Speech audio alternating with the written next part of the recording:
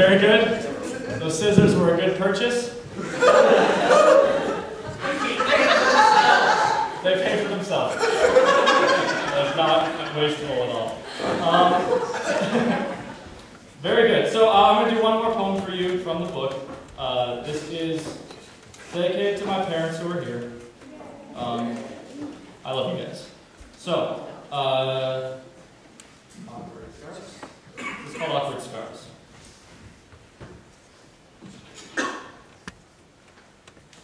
You see this one? Got it from a sniper perched up by Da Nang. You see these? Sharks! Thousands of sharks! They came after me after I called them ugly sharks. This one's in the shape of a lady. I got it from kissing the devil in the manner of the French. I did it because my pappy done dared me, and as my pappy always said, boy, you always take on your pappy's dares. It's how you prove to God you ain't a faggot. Just kidding, I don't have a pappy who done tells me things. Obviously, our scars, like accidental tattoos, carry stories that we tell whenever prompted. And because of the storyteller and their personal brushes with varying degrees of danger, each scar will inevitably reflect their keeper's personality. I knew a kid in high school who was cut across the stomach by a bear while he was sleeping in a tent. He knew this made him a badass, and he acted like one too, and also he was a dick. Patrick, my friend who is here, has a keloid scar where they put in one of those big metal bars through the cartilage in his ear because he asked them to do that to him on purpose. Annie, my friend, has a shimmering gash on her forearm from when she fell into irony trying to play a prank on her little sister. Each scar bearer, badass, masochist, prankster have their stock stories they unfurl, each time inquired about these individual imperfections. They are the shamans of their skin, the storytellers of their flesh, walking reminders of the pain their identity's culture has endured. Now, my friends, I present for your consideration my real scars. See if you can figure out who I am.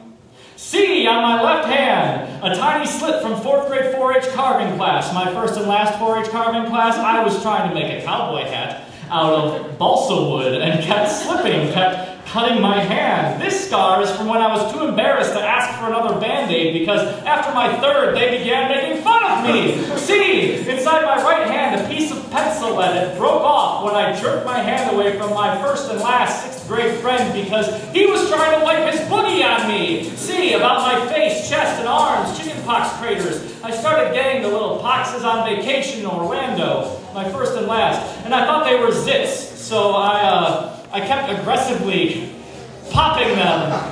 I know, I'm in the future too. See, the back of my head, the roof of a bank blew off and landed on me in the passenger seat of a Chevy Suburban. If I hadn't been slouching, I would have had my skull crushed. It was the first and last time I've ever driven in a tornado watch. It was also the first and last time a fucking bank landed on my head! That doesn't happen to people. See, the bottom of my right foot, I stepped on a piece of glass while running barefoot in the snow for the first and last time. That was the joke! Run, barefoot in the snow! I'm a fucking idiot. See, my right shin, I fell, slipped in wet paint playing paintball for the first and second to last time, actually. I wanted to go back and make sure that paintball was the absolute worst thing any human could ever do in their free time. Turns out it is. That's all of them, all my inescapable stories, and you probably have a good idea of who I am now, but in those 6 little stories I've told 1,000 times, they've been edited to fit tiny narrative arcs, bite-sized stanzas so I can get through them, so I can represent just who I think I am, so I can pretend to control this pile of fear I call Robbie Q. Telfer.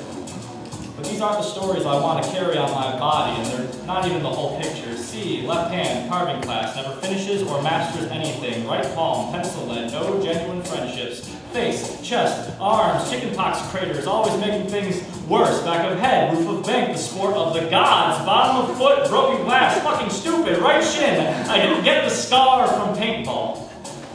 I got it from the doctors who cut my leg open and drained it for an hour and a half because I never healed from the paintball fall internally, and I was awake the whole operation, and I was holding my mother's hand, crying, while Greg, my stepdad, cracked jokes in the corner to keep me conscious. See, left hand, perpetual amateur, right palm, friendless, face, chest, arms, dumbass, back of head, godless, bottom of foot, dumbass, right shin. And I know that Patrick and Annie and you have other scars too, with stories attached that aren't and can't be perfectly resolved or publicly shared if I could. I have excellent scars, received as symbols for love lost, for those lost that I need to be reminded of, the impact they've had on my skin and its expansion into this awkward man, that the landscape of my body is exactly what it is because of them. I want to be able to say, oh, do you see this canyon on my back? That's my grandparents in the ground. And do you see where half of my face is missing? That's Rick. And do you see where the other half of my face is missing? That's Greg. How excellent. How accurate. Have you seen this nature documentary? It was on again recently, where these beluga whales, dozens of them, get trapped in the Arctic ice because winter freezes the sea around them before they can get out. So in order to survive the season, they have to continually surface for air just to keep a 10-foot hole in the ice from freezing over too. And they're surviving off stored blubber, constantly looping, dozens of them, up and down from the surface. Now waiting at the opening is this polar bear, and she can see the belugas trapped in their cycle of respiration, so the entire winter she dives in on top of the whales, digging deep into their beautiful white hydrodynamic backs with her claws, with her teeth, slicing them open, permanently disrupting their perfect smooth innocence, scarring them.